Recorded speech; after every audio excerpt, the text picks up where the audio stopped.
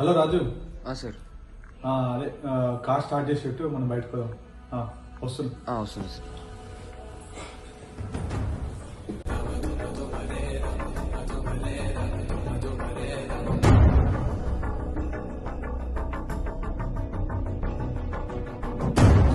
అమ్మ పైసా సార్.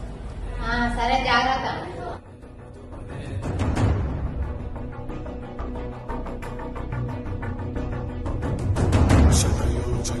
శతయోజన శరతి నియోజన శరవణంకర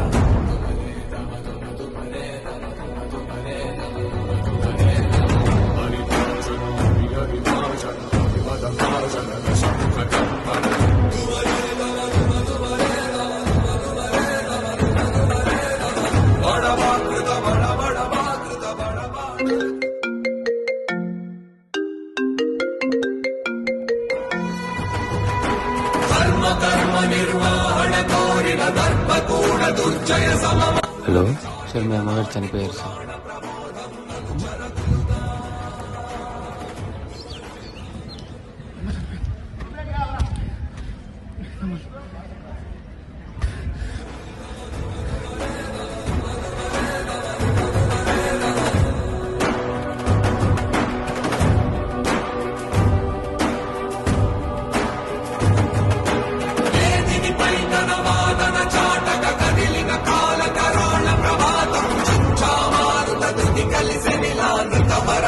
ఏ బాబు,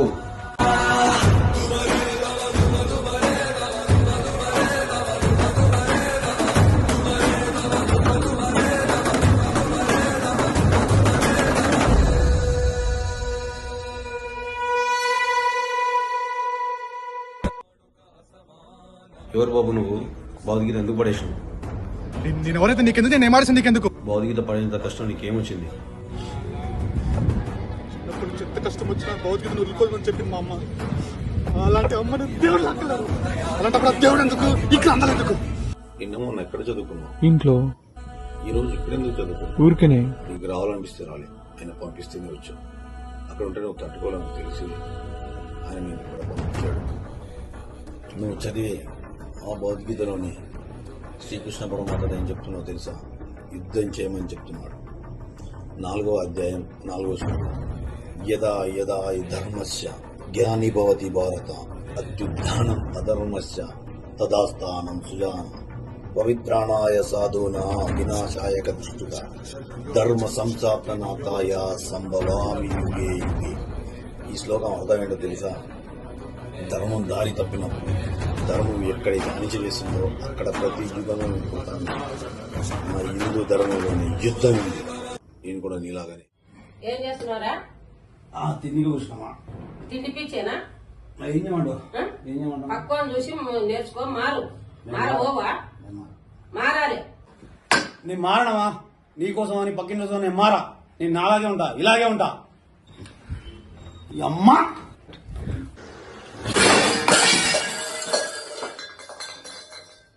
అమ్మా, తల్లి పుట్టిన ప్రతివాడు మంచోడు కాదు, గుడికెళ్ళిన ప్రతివాడు భక్తుడు కాదు. ప్రతి మనిషిలో ఒక రాక్షసు ఉంటాడు. వాడు అబద్ధం, నేను నిజం.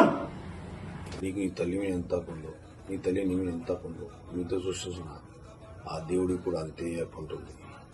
పుట్టించాల్సింది ఆయనే, తీసుకెళ్లాల్సింది కూడా ఆయనే. ఇలాంటి యువతనే తల్లి చనిపోయిందాను, కష్టం వచ్చిందాను వేరే మార్గాన్ని ఎంచుకుంటున్నాను. మారాల్సింది మీరు కాదు, నీ ఆలోచన మారాలి. కర్మ నిర్వహణ కోరిన దర్పకూణ దుర్జయ సమమౌన చాటిన నాటి పురాణ ప్రబోధం నలుచర